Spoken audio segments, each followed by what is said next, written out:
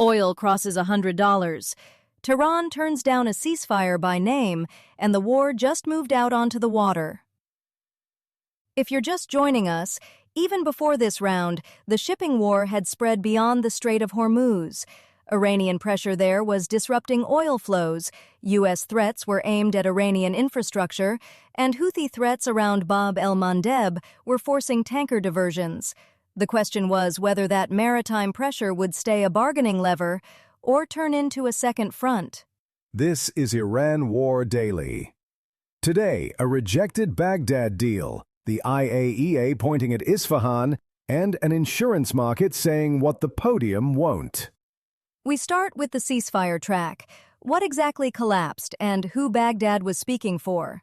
We'll keep tracking Hormuz to Red Sea maritime escalation. Follow the show so the next update finds you. Elena Bekatoros, Fatma Khaled, and Colin Binkley, writing in ABC13. The U.S. military announced Thursday that it is conducting the 13th night of strikes against Iran as clashes escalate over shipping routes. Earlier, Yemen's Iran-backed Houthi rebels said they attacked 2 Saudi oil tankers in the Red Sea, potentially widening the Iran war as international oil topped $100 a barrel. $100 a barrel, first time since May. And it printed the second the Houthis claimed 2 Saudi tankers in the Red Sea. The market doesn't care about strike counts. It cares that oil can't get out. And that's a Houthi claim, Rich. 2 Saudi tankers based on their own statement with no second source yet. What we can stand behind comes from CENTCOM. It says this is the 13th night of strikes on Iran, meant to, quote, degrade Iran's ability to threaten commercial vessels. 13 nights to, what, reopen Hormuz? A fifth of the world's oil moved through that strait in peacetime, and now the Houthis are threatening a second choke point. The whole seaborne exit from the Gulf is under pressure at once. The maritime front just widened from Hormuz to the Red Sea. CENTCOM confirms Night 13 is underway. I'd keep Tehran and the Houthis on separate ledgers there, though. Iran closed Hormuz. The Red Sea claim is coming from Sana'a. Separate flags, same result at the pump. Washington calls it restoring the flow of international shipping. The tape calls it $100 and climbing. Ariella Reutemann at the Jerusalem Post is tracking this. Tehran has now rejected the Iraqi-led ceasefire deal by name, according to the Jerusalem Post. That matters because it's the first specific mediation framework a party has publicly turned down, instead of just letting it stall. And Baghdad was the one back channel that wasn't Washington or Doha. Iraq actually had standing with both sides, and Iran just buried the deal with Iraq's name stapled to it. We should be precise about authority, though. What exactly was Baghdad carrying, and was it Iraq's own initiative or Washington's message in an Iraqi envelope? The Post calls it an Iraqi-led US deal. Those are 2 different things. Either way, who in Baghdad takes the hit for this? If you put your credibility on a framework Tehran publicly kills, that's a cost. And it lands after we already heard the U.S. say it's launching strikes over the shipping lanes. Talking's done. I'd only call this framework dead. The broader track could still survive. But Rubio says Iran isn't ready for a deal, and that gives us firmer evidence that Iran's principles stayed home for a reason. Rubio says they're not ready for a deal. There's no mechanism left on the table, and now we have a named rejection on the record. Call it what it is. The diplomatic phase closed this week. Baghdad was the last venue with a pulse. From Al Jazeera. The United Nations nuclear watchdog has said in a report that Iran has stored most of its highly enriched uranium at an underground tunnel complex at its Isfahan facility, urging Tehran to allow inspections as it faces growing pressure from the United States over its nuclear program. The IAEA report circulated to members Friday puts most of Iran's highly enriched uranium at one place, an underground tunnel complex at Isfahan, and they're enriching to 60% there, a short step from weapons grade. Keep the focus on Isfahan here. This is one of the 3 sites Washington said it obliterated in last year's 12-day war, and the IAEA says it still can't get inspectors in. Obliterated. And yet the watchdog's writing reports about the uranium that's supposedly still sitting under it. Somebody oversold that airstrike. And urges. That's the whole enforcement toolkit? The agency knows the material's there, doesn't know where a fourth enrichment site even is, and all it can do is politely ask Tehran to open the door. That's the gap, Rich. The report confirms 60% and names the site, but the agency can only request access.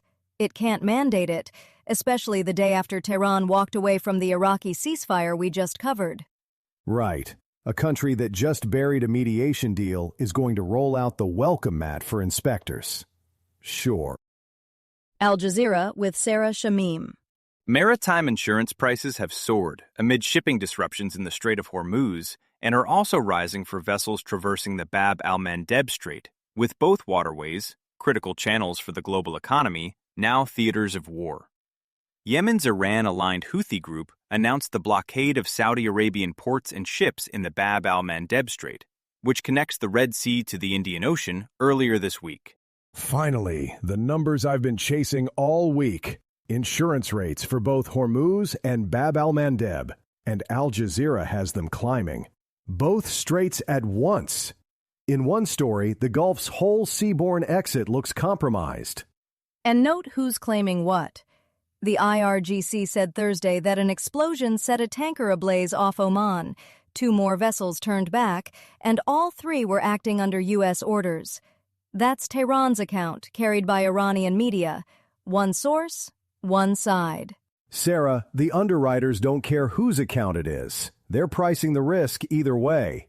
When Lloyd's reprices every hull through 2 choke points simultaneously, that's the market saying the war is real, regardless of who's lying about the tanker.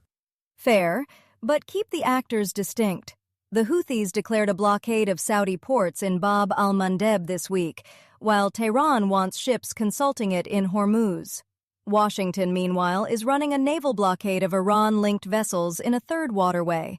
They may feed the same insurance spike, but they're 3 separate operations. Right, and every one of them ends at the same pump.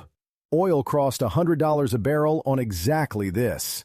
The seaborne siege is already being paid for, in real time, by anybody who buys fuel. Here's the National. Secretary of State Marco Rubio expressed doubt about Tehran's readiness to negotiate, citing a history of violating agreements after they are reached.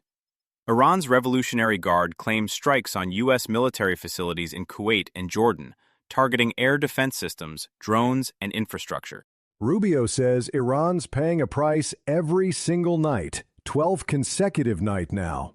Fine, but he's also the one who said you can't make a deal with people who won't keep it, right after Tehran buried the Iraqi channel we just covered. Careful with the sequencing, Rich. Rubio's "not ready for a deal" line is via The National. And remember, mediators had a roadmap for both sides and open lines out of Switzerland. So which one is real? The Swiss paper or Rubio's doubt? The Swiss thing was a promissory note. Rubio just told you the check bounces. I'd be careful with his claim that internal divisions in Tehran are complicating their decisions. That's Rubio's read, and it isn't confirmed. The IRGC answered him anyway, claiming strikes on U.S. facilities in Kuwait and Jordan. Jordan says it downed 4 missiles and 6 drones in 24 hours. Spare me paying the price. Kuwait and Jordan are intercepting Iranian drones over their own airspace, and Tehran isn't the only one stuck with that bill. Have feedback, story ideas, or corrections? Email us at iranworddaily@lanternpodcasts.com. We'd like to hear from you. You'll find links to every story in today's briefing in the show notes. If something caught your attention, head there to read more. That's Iran War Daily for Friday, July 24. This is a Lantern Podcast.